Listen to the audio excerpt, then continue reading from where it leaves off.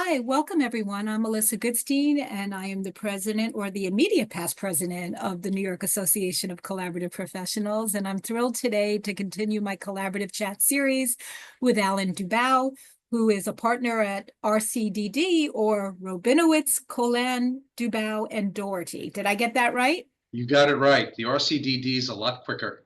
I know it was quicker. I appreciated that. So Alan, welcome. I'm so thrilled that you're joining us today and chatting. It's a pleasure to be here, and thanks for asking me, Melissa. So Alan, I always like to start off with, tell me a little bit about your family, where you grew up. So I grew up in Kew Gardens, which is in Queens, and I was a child, really a young child of the 60s. And I went to grade school and middle school there, and I then went to Stuyvesant High School in Manhattan, where you have to learn to grow up fast and take subways when you're about 14 years old. So that was a really interesting experience to, be a young person traveling into Manhattan every day and going to school on the subway system and going to what really is an elite high school. Wow. Wow. And do you still have family there or No, everybody's out of Queens. I still have, some friends that are still there, but they're basically there, to look after their elderly parents, which I did for quite a while. My dad lived until he was 97, so I would go visit my old apartment, and I wow. would hang out with him. We would do a lot of the things that we did while I was growing up, and it was a lot of fun. It's very rewarding to see someone in their 90s being vital and really enjoying their life. That is. So how did you get into, what was your career path, or how did you land into being an attorney, getting interested in collaborative divorce? Can you talk to me a little bit about how that journey came about? Sure.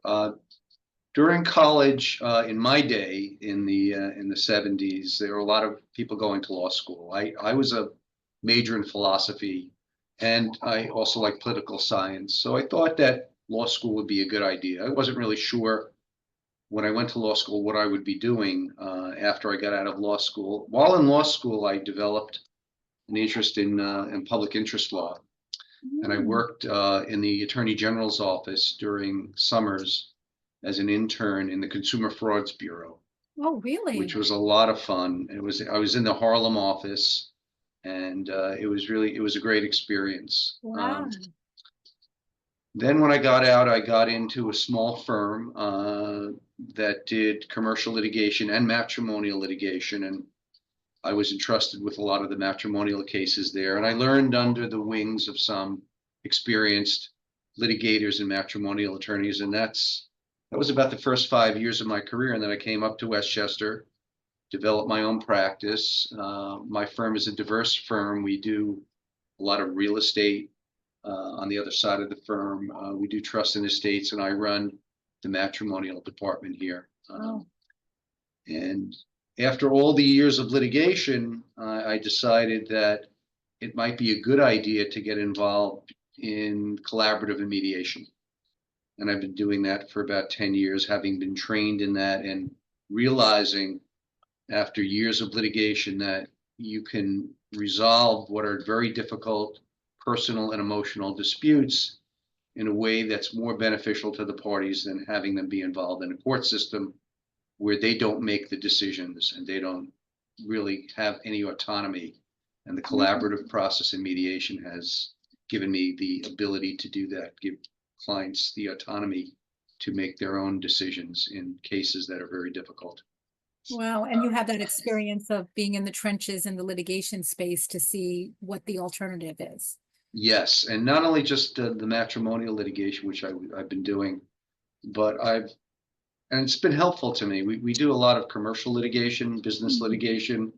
I do a lot of business divorces. I still do. I think that really gave me a great background in the matrimonial field because we're dealing with valuing of practices, valuing of businesses. We used to value licenses.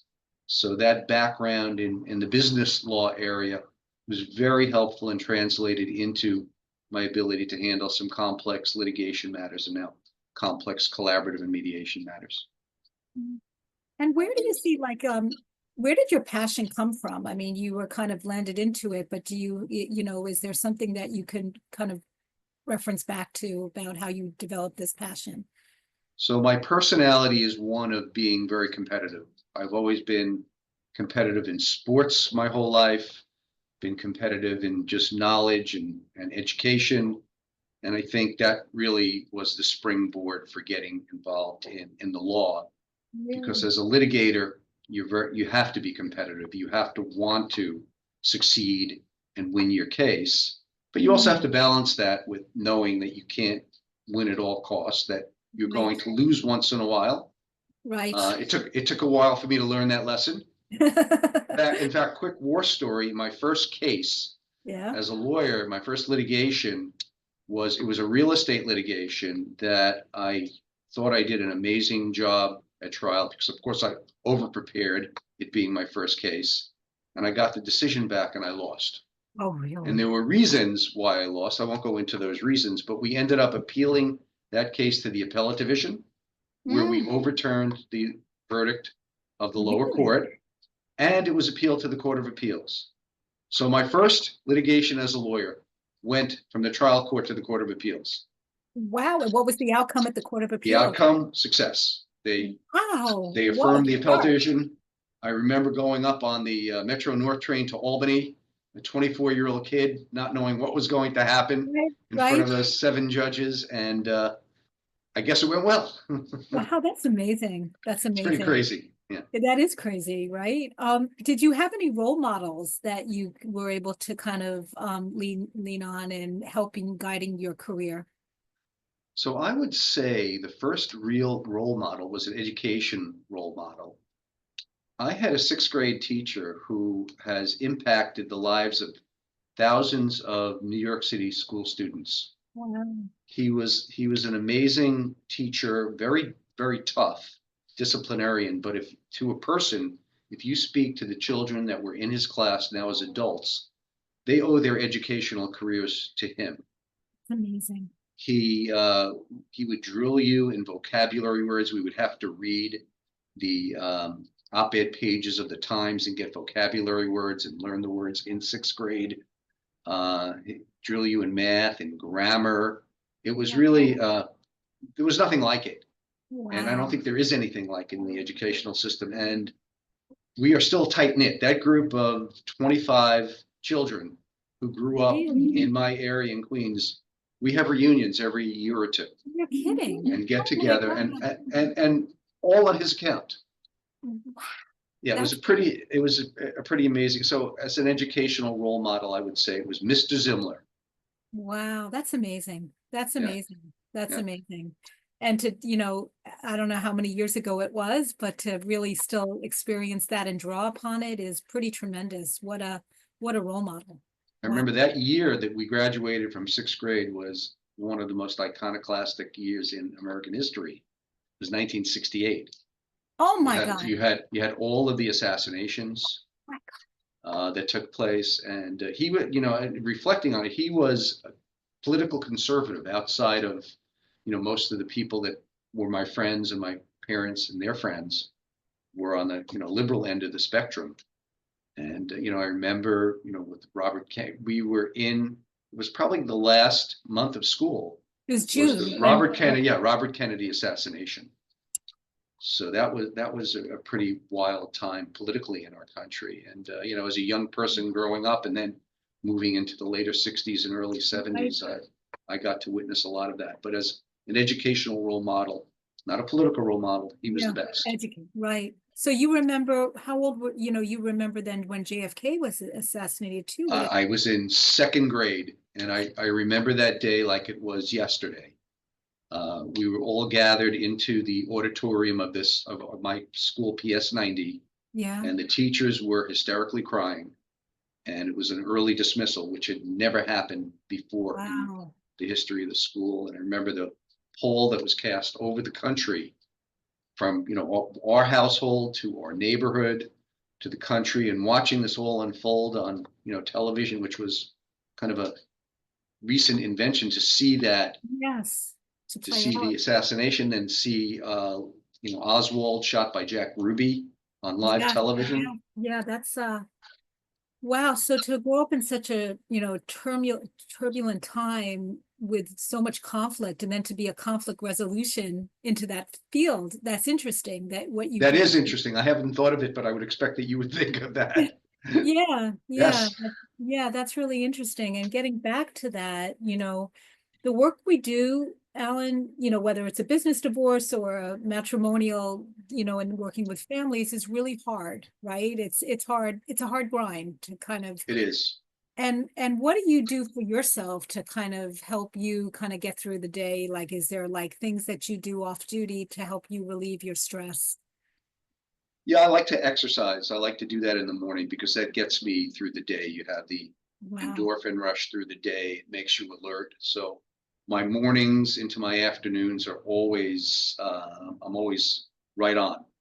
And Great. I don't tire easily. So that's one thing about me. I think probably from all the exercising and movement that I do, I'm pretty tireless. And in our field of practice, you have to be tireless because we have to go back and forth with our clients, with adversaries in litigation, with our collaborative counterparts, with Mhm. our professionals, our mental health professionals.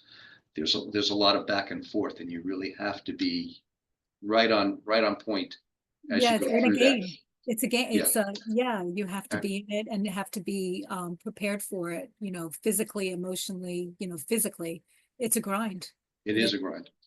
Yeah. So, and I know that you also do biking too. You I mentioned. do. That's yeah. When it's a little warmer, and I'll do an indoor bike now, but that's really my passion during the warmer months to get on a bike and either often by myself. And it's a Right. good way to get lost in your thoughts and also work any things out that because we're always thinking about our cases, aren't we? Yeah, I know. I know. I get up in the morning thinking about my matters and I go to sleep thinking about my matters and sometimes dream about them, which I would like to prefer Oh, not to do, that's but not a good thing, but yeah. a nightmare. I don't know if it's a dream or a nightmare. But sometimes you come up with solutions like that. I should have done that. Yeah, that's right. That's right. So also what I'm asking all the people who I'm chatting with, the professionals, is if you like to cook and if there's a meal or a dish that you're known for, because I am ultimately going to be creating maybe a cookbook because a lot of our members are very creative and like to outlet some of their creativity in cooking. And food is a love language too, Yes, it is, so and I love to cook. I don't yeah. always have the time to do it because of the demands of our practice, but there's a dish that I often make around Thanksgiving, uh, before the Thanksgiving meal. It's roasted oysters. Wow. I'm a very big oyster fanatic on raw oysters. I love both the East and West Coast. I used to work across the street from the Oyster Bar in Grand Central Station. Oh, yeah. And I would Okay. go there at least once a week and they would have a menu with 30 different kinds of oysters. Wow. So as I learned to cook, there was this dish that I think I saw the recipe. It was probably in the New York Times, and it involves. It's not that complex, but I find the best dishes that you can make are not complex. That just have the right flavors. So this is roasted oysters with sautéed leeks, shallots, and vermouth.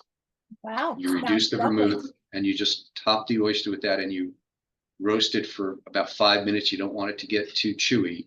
Yeah. And It's it's a fantastic dish. yeah, and the quality of ingredients, right? The simplicity is Yes. sometimes the best, right? Uh, uh, So, and you shuck it yourself? You can Yeah, shuck it. I'm an old time shucker. Uh, I That's I impressive. I have my oyster knives, and Yeah. you got to be a little careful sometimes. You have to be a lot careful. I've had my cuts at times, Yeah, that's right. Have you ever but found a pearl? A I pearl in wish I did. Maybe I swallowed one and didn't know, but no, I haven't found one. I've been looking for a long time for that. But there's also another dish, a main dish I like is I like to cook Italian and ossobuco Oh, wow. is one of my favorite dishes to cook. Wow. So maybe you'll share one of them or both for Maybe our, I'll do both. Maybe I'll do both. that's amazing. Well, thank you for that. It sounds Sure. really delicious. Now So, I haven't eaten breakfast and it's 12 after 12. I'm getting a little hungry. you're getting hungry. Okay. I won't keep you too much longer. Yeah, you can keep me as long as you want. So, in terms of, the work that we do, is there any divorce tip that you could offer that, in your years of, because you've been in practice for how long, Alan? It's been, Over 40 years. wow. Wow. Is there like does something come to mind as one tip if you could convey to clients as they're approaching divorce? When you're a young lawyer, uh, you have different approaches. I know because of my competitive nature, I was probably very aggressive. And I think when you're that aggressive, you sometimes do not see the whole picture. And I think I think my one tip is to try to see the whole picture, because I've learned over the years in practice that, in litigation, it's adversarial and everybody sticks to their position and it's therefore positional. And in the work that we do now, the collaborative work and the mediation work, I think you really have to look at it from all sides. And what I try to do is get to some objectivity where I can put myself in a position of looking at the matter from all sides. Because Right. that we have collaborative counterparts and we're attorneys, but there are so many other aspects. We have mental health professionals assisting us. You try to look at it from that side and have the ability to work with them and empathize with your client and your collaborative counterparts client, and financial neutrals, and trying to look at it from that point of view as well, because we've become trained in that. We're not experts because we bring in financial neutrals, but we know enough to be able to converse. So I think looking at it from all those directions, as opposed to being positional and having tunnel vision, is my best tip, I think, to anyone Yeah. thinking of doing this kind of work. Right, right. And just for those who are going through the process, I mean, there's all different interests and perspectives to hold and to view, because at the end of the day, you need to reach an agreement. And Right. everyone needs to get what's most important to them. You can't get everything you want, but if you can hold a place for the other person's, your spouse's interest, your children's interest, what the needs are, what's most important, hopefully the outcome's going to be a better one for your family. And that's Right. what And what we deal with so many different kinds of people who come to us I in the know. collaborative sphere, with so many different issues. And we really have to be, sensitive to all the issues, because That's there are right. still a lot of emotional issues where people think, oh, I can do this, I can collaborate, I can sit down with my spouse and work through these issues. But sometimes the emotion is overwhelming as well in the collaborative, as much as it is in the litigation sphere. Yeah, So we have to really be patient enough and empathetic enough to deal with that right. and enable them to come to the conclusions with our assistance. Yeah, for sure. You're navigating a lot of threads and you just don't want to weaponize. You just want to kind of unpack and untangle and get to a resolution. And that's does require sometimes a full team of different professionals to assist Yes, in that way. So getting back to the NYCP, which you've been a member for, how long have you been a member of NYCP? For at least 10 it years. feels like 10 years. I think so, right? But Yeah, I good, think so. all in a good thing. So, do you have a memorable NYCP experience or a collaborative experience that comes to mind? Well, I would say it's not one experience for our group. We have a pod group, a Northern Westchester pod group. And to me, that's one of the most rewarding things, to sit with your colleagues, discuss the matters that you're handling, and really open yourselves up to self-reflection, and even to the point of criticism where you could have done something differently, Mhm. learning everyone else's perspectives, because we all deal with these matters differently. We try to work within our model, Right. which is in place, but we come to from different places. And just having the group share their experiences and share their thoughts on how to help you become a better collaborative attorney. I think it's invaluable. There's nothing like it. And I think everyone in our group is so bright and talented and experienced that I just love hearing the perspectives of everyone in the group, because it's really helped me become a better attorney. And it's, yeah, well, I agree. I'm part of that group and I could attest it's one of the, one of the big benefits of being a member is we have these great support groups and pod groups to assist us in developing our practices. And we're always learning, and you're always open to learning. Maybe that influence of that sixth grade teacher. Yes, that's great. Yeah, it's a great perspective.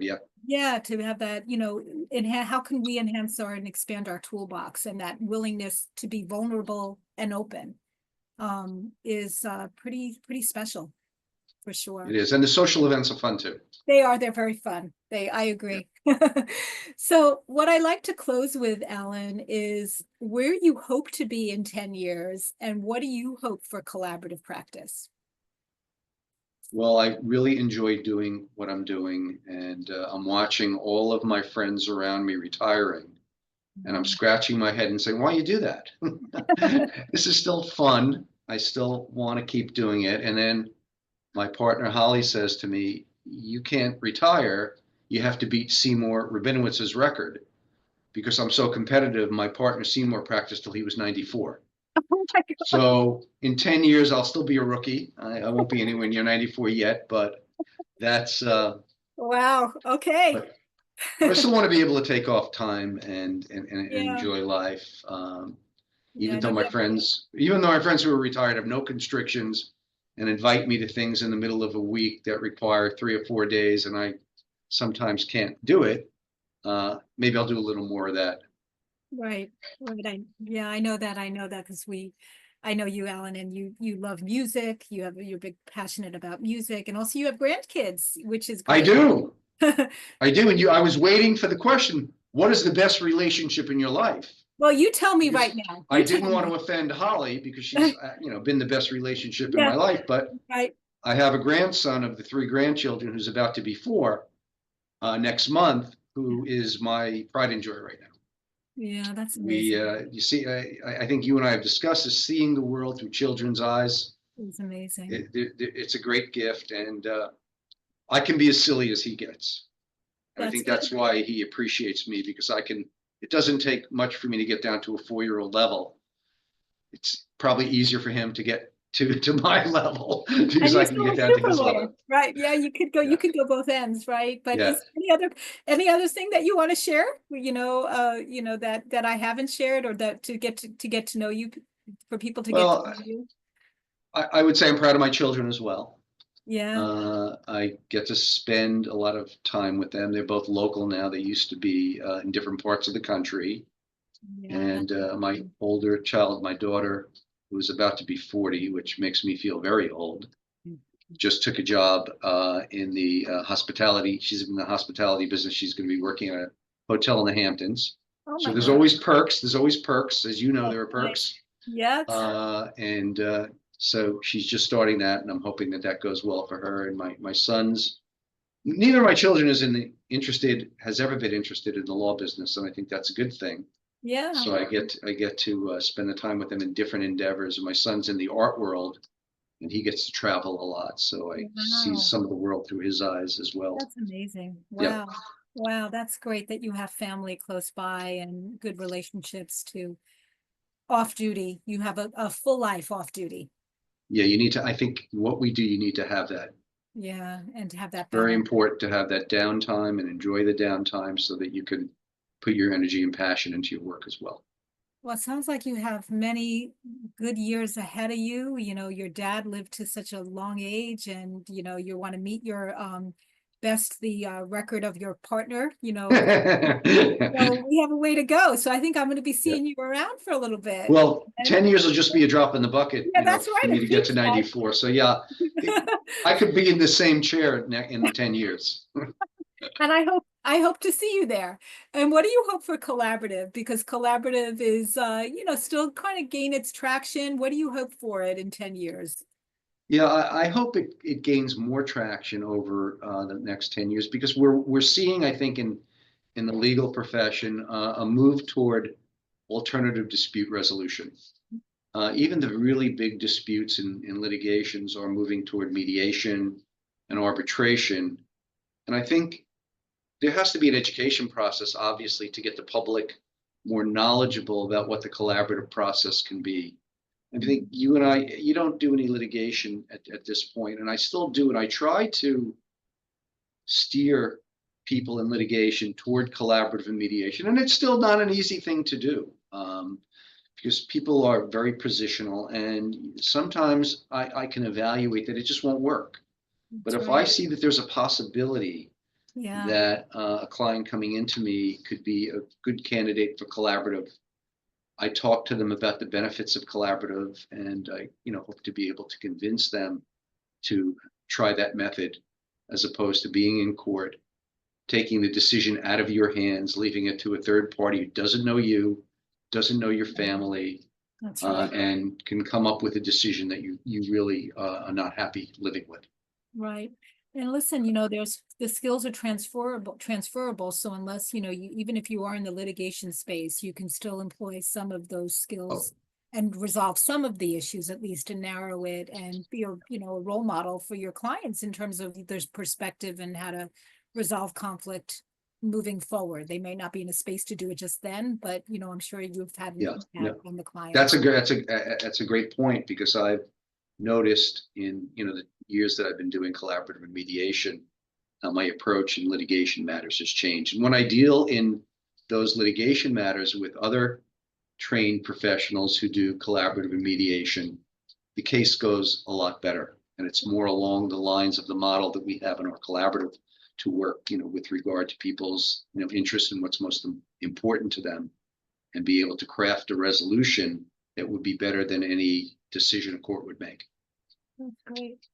Well, this has been wonderful, Alan. I've so enjoyed chatting with you and appreciate the time and connecting with you and for our members to connect with you and the greater community.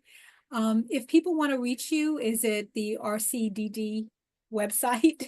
Yes, that would Yes, be an easy way. Yep. an easy way. And you're on and your office is in White Plains. You're in, Yes, yeah. we've been in this building for over 50 years. Oh my God. Uh, we've seen a lot of changes in White Plains over the period What that kind of, my yeah, partner has been there. right. What kind of lease do you have? You have like a 50-year lease or what? Well, we have a very good relationship with the landlord, so we can stay as long as we want. That's great. A Yeah, lot of changes I'm sure yeah. you've witnessed in the area. Well, this has been an It's absolute pleasure. Yeah, for Thank sure. you, Melissa. You are a great interviewer, and your perspectives are so fantastic. Oh, thank you. This was a pleasure both ways. So thank you, Okay. and we'll be in touch. Okay, Yes. here. Looking forward. Take care. Bye-bye. Bye. All right, so that was fun. I really liked that teacher. That's amazing how a six. Melissa, you have no idea. I can't believe that you still meet. What an impact. That's like that's Tremendous. It's amazing. tremendous. And That's amazing. we had, so the way it worked in Queens and the rest of the city, when you were in third grade, you took a test. Mhm. And if you did well on the test, they labeled you as an intellectually gifted child. Oh, wow. And those children would travel together for the next 3 years. They would have the same fourth grade, fifth grade, and sixth grade teachers. So sixth grade was the culmination, and this teacher Zimler was the culmination Wow. of your early education. And he was tough. If you got out of hand, he would make you write compositions of 1,000, 2,000, or 3,000 words that would help your writing. Oh my God. But he was a total disciplinarian, but everybody loved and feared him in equal measure. What happened to those kids? What did they end up? I had some successful people from my sixth grade class. Somebody, one of my classmates was in the CIA. Oh my God. Yeah, and he's a virtuoso piano player. Oh my God. My first African American friend from grade school is still one of my good friends. he went into the music business. He had a big, he looks, in the 80s, he looked like a combination of Michael Jackson and Prince. He was in a Oh, synth pop group, and they still perform from time to time. And he had some big hits. wow. Um, That's, but we have some doctors that came out, and a lot of us lived in the same neighborhood, and we had 3 of my classmates in my apartment building. One across the hall, one downstairs. My friend Marcy from downstairs became a psychiatrist. wow. But it's just, it's a tight knit group, and we really had this feeling for each other That's that great. as a result of being together, those just and just so I went to a tough junior high school. So I was zoned for a junior high school that was in South Ozone Park. I don't know if you know the area. It A was little a bit. very, very tough area. Whereas if I Wow. lived across the street and went to the other schools, I would have been in Forest Hills. Right, which is a So lot. at the end of 6th grade, some of the parents were afraid for their kids to go to this junior high school, and they ended up sending them to a private high school called Q Forest. Hmm. About 10, 15 minutes away. Q Forest is famous for Donald Trump having attended. His father Hmm. having been the head of the board of directors. His sister, who became a judge, was also involved in the school. And I'm going to recommend, did I tell you about the movie Armageddon Time? No, You have to see it. It's about that era in Queens. Anne really? Hathaway's in it and Jeremy Strong. Armageddon Time. Oh, really? It's I'm a gonna have, coming of age movie. It came out before The Fabelmans. And it's oh, very similar in theme. And oh, Anthony Hopkins plays the grandfather. oh, So really? it's a really great cast and a great story, but it brings me back to that neighborhood during the 60s and Interesting. 70s. Wow. Yeah, Wow. it's pretty crazy. Wow. But yeah, Wow. Well, thanks so much, Alan. Go get something to eat. This how do is, you think it went?